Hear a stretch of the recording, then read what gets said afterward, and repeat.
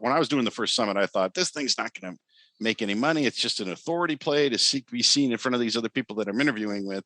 And the truth was, I did about $12,126, I'll never forget, in premium pass sales. I'm like, whoa, this is something I can help authors with, because at the time I was just doing book launches for authors. And those aren't income plays. They're status plays, but getting bestseller, getting, your book out there. But this is a way I could actually help authors make money. That's how I got into this. Today's episode is brought to you by Bluehost. Bluehost is where I host dozens of my websites, and it's the best solution for new websites. Don't break the bank with the bells, whistles, and fees that you just don't need. Get the plan that's right for you today at swordmaster.com/blue. Are you tired of dealing with your boss? Do you feel underpaid and underappreciated? If you want to make it online, fire your boss and start living your retirement dreams now, then you've come to the right place. Welcome to Serve No Master Podcast, where you'll learn how to open new revenue streams and make money while you sleep. Presented live from a tropical island in the South Pacific by best-selling author Jonathan Green. Now, here's your host. Welcome to another episode of the Serve Master Podcast. We have an amazing special guest today. In today's episode, Brehm is going to tell us everything we need to know about running a virtual summit, whether you're brand new to marketing or whether you're trying to accelerate your business. I'm so excited to have him here today. Welcome to the podcast, Ray. Thanks, Jonathan. Glad to be here. I couldn't have said it faster myself. Yeah, I'm just so excited to be here at 1:08 in the morning, trying not to sweat, even though it's super dark because I got the studio lights on. But this is our first new podcast episode in the studio in my attic. Maybe at night you can better tell that it's an outdoor location, because sometimes people, when they're watching the videos, go, Jonathan, it looks like you're in a studio. I'm like, no, it's 150 degrees. So I'm excited to have you here. What I want to talk about first is my very first question is, can you explain what a virtual summit is from the very beginning to people that don't know what it is? I'm a big fan of cooperative ventures, so I'm excited. Yeah. So there's confusion around this. A virtual summit's not really a live event. It's one that you can control because you're pre-recording interviews, and basically you're going to invite attendees to come watch these interviews, and you're going to release them, let's say once a day for every 5 days. So let's say you've got 20 speakers and you're going to interview those speakers. You're going to pre-record them. You're going to release them Monday through Friday, for instance, and each, a free attendee gets to watch the whole event for free. The videos are available for 48 hours after release, and it's a huge value proposition to watch these interviews for free, because they're basically getting coaching from all these different speakers. And then you can offer a premium pass where you give lifetime access to those videos and any other bonuses you have. And that's the basic idea around it. But it's a fixed date event, but it's not a live event where you're trying to coordinate speakers getting on stage or coming into your Zoom room at certain times. You've got it all locked in. It's all automated. And it's really a powerful way for both you, the host, and all the other speakers to get in front of a much larger audience than you could. So, for instance, you and I are doing this podcast one-on-one. Both of our audiences will get exposure to this. But think of it like this: if you had 20 people in here now, and you're going to interview us, bang, bang, bang, bang, bang. Well, everybody's audience would be there, and that's why I one of the best ways to build an audience, create an email list, find buyers, get some income, and connect with other influencers is a virtual summit. So let me ask you a big question, because I've run a couple of virtual summits, and here's my big question is it better to get like the superstar guest that you think will attract traffic, or a bunch of smaller guests that will send their audience even if it's smaller? Well, I'll give it my very first summit as an example, and I didn't know what I was doing, but I would say, like, let's call them B-list players, kind of the people that are hustling, that have audiences, are hustlers. And, I would consider, at least me in that group, maybe you're A-list, but let's say we're both B-list, because you're a workhorse. And so that's what I consider that. You get the A-lists are kind of the celebrity types, the name recognition types, and they rarely will mail. And so it can help having an A-lister on there. So, for instance, I had my first summit, I somehow got Stu McLaren on, membership guy. And I knew he was in the middle of a launch anyway. I knew he wouldn't promote, but that name attracted other speakers. So from the standpoint of adding credibility and attracting other speakers to your summit, that's great. But you're going to get the most emails, the most premium pass purchases, so income from the summit, from those B-listers and their audiences, because their audiences know, like, and trust them. And they're saying, come check out this summit. I'm speaking, Jonathan's the host, and it is amazing. Their best audience is going to follow them to that summit and check it out. So for me, when I first ran my first summit, I didn't know any better, but I got who I could get. And that was all the kind of the workhorse B-listers.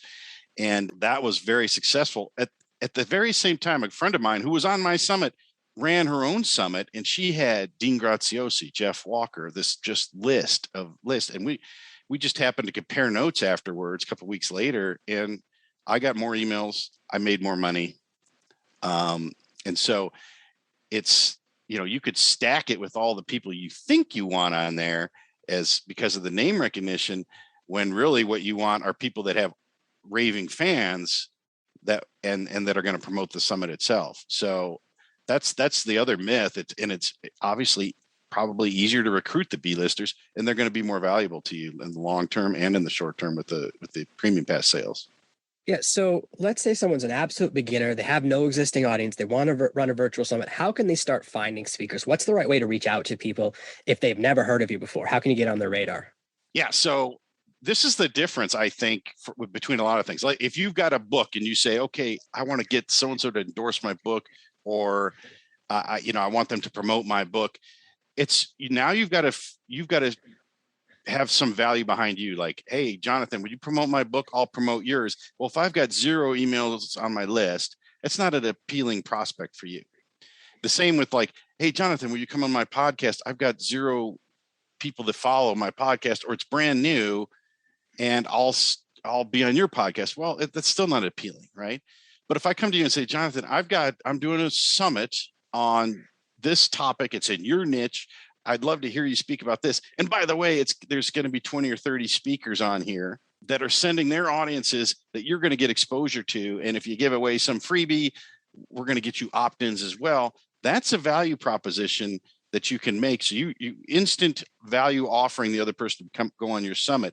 So you don't, and you can do that with 0 emails, with 0 lists, with nobody knowing you, because it doesn't matter about a summit is not about you and what you're offering. It's what the entire picture is offering, which is multiple speakers and their audiences, sending them to get exposure to you as a potential speaker coming on the summit. Now, the question would be, okay, but if I don't have any yet, the first ask, well, you start with the low hanging fruit. So you get a few people that you can reach out to, or and you've had interactions with. And even if those people you don't know very well, but you know you're on their email lists or so forth, most of them, if you responded to emails before, left them good reviews, interacted at all, they'll be interested in doing it. And, it's obviously the first couple are always the hardest, just from a nerves side and I don't have anybody else yet side. But when I started, I knew I could get about 3 or 4 people. And even as I was asking them, I got some verbal yeses. I didn't get responses right away from some. I was already asking the next group saying, here's who has so far committed. So even before I had the interviews, I was, you start checking off this list. And for me, knowing what I know about summits, when people ask me, I'm like, sure. Because for 20 minutes of my time, I'm going to get exposure to at least some audience that I haven't before. And that summit interview could be used in perpetuity as like evergreen, or it's being used in a podcast later. So it's kind of like investing in a permanent marketing piece to an audience that someone else is going to promote in perpetuity, theoretically. So I think it changes the dynamic of the ask and this guilt that I don't really have anything to offer, but will you help me when you do have something to offer that's really good for potential speakers. So a lot of times it just matters if the topic matches what their audience wants to hear, and the audience you're attracting to the summit are the type of people they want, are new people they would want in their audience. And of course, if they've got the time to do the interview. What are some of the biggest mistakes people make when trying to organize a virtual summit? I've seen one trying to do it too quickly. So, and really you can do it as quick as you can after you got all the interviews done. But even my first summit, I said, okay, I'm starting now, and the summit's launching in 90 days. And that seemed like a lot of time. But if that's when I started recruiting and then scheduling interviews, I realized like I couldn't get some people on the books for an interview for 45 or 60 days.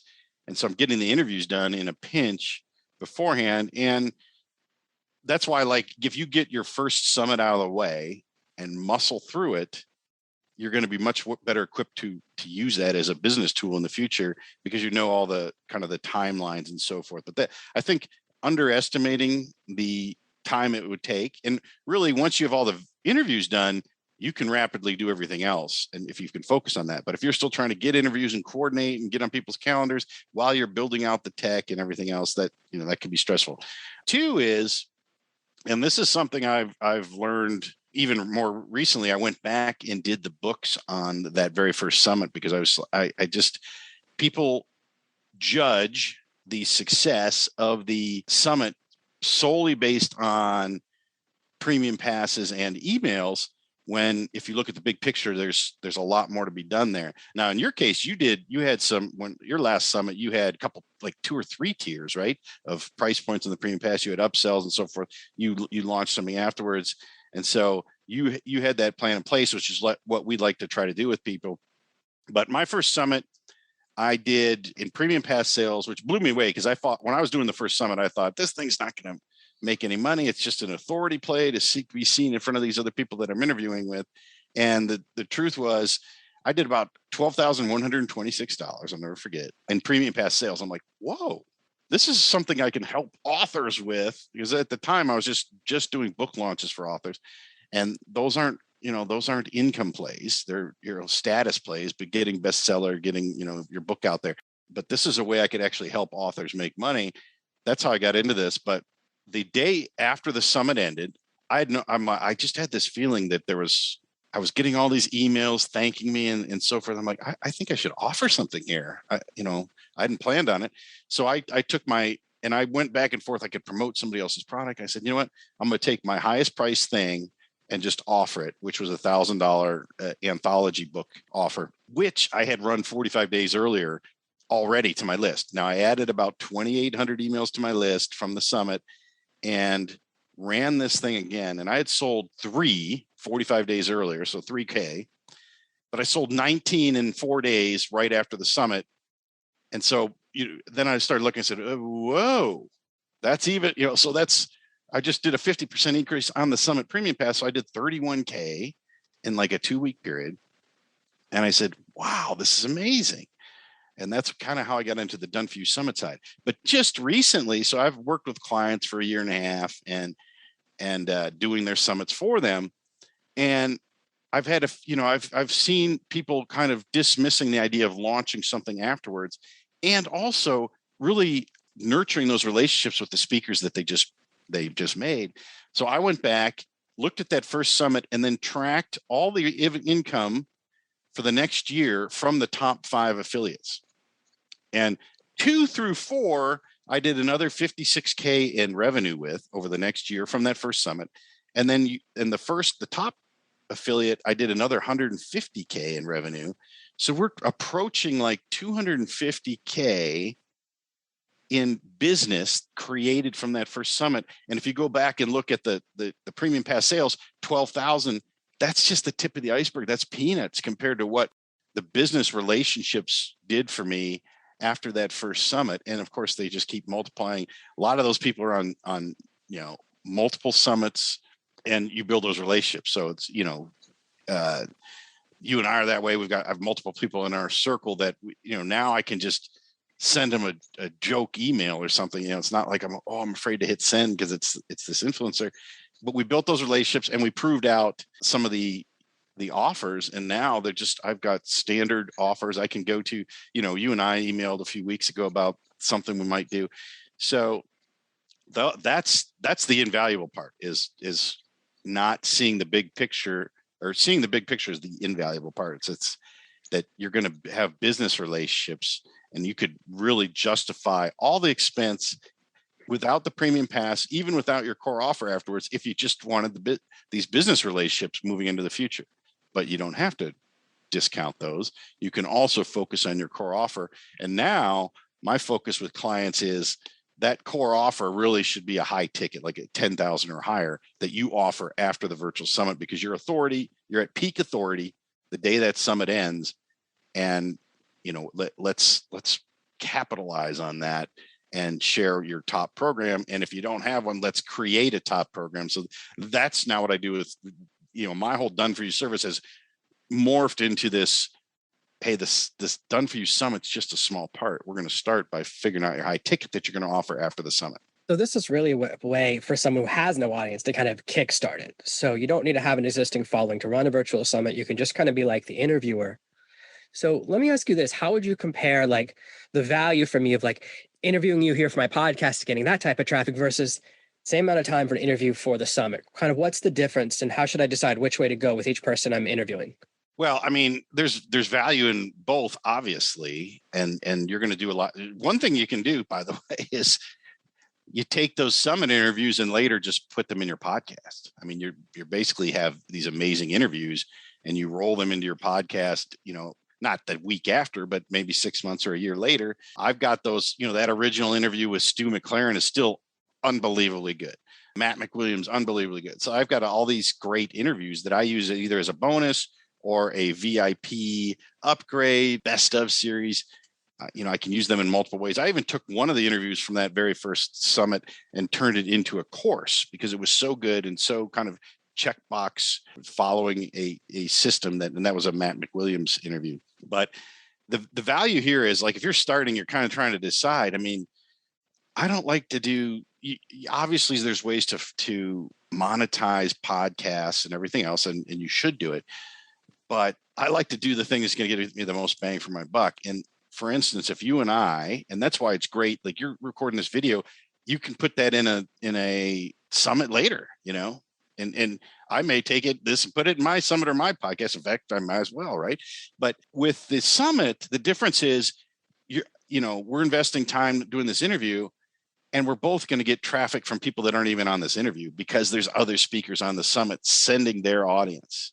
So while if somebody's starting with 0 emails and they get on podcast with you, they're probably going to get some emails, right, from your audience.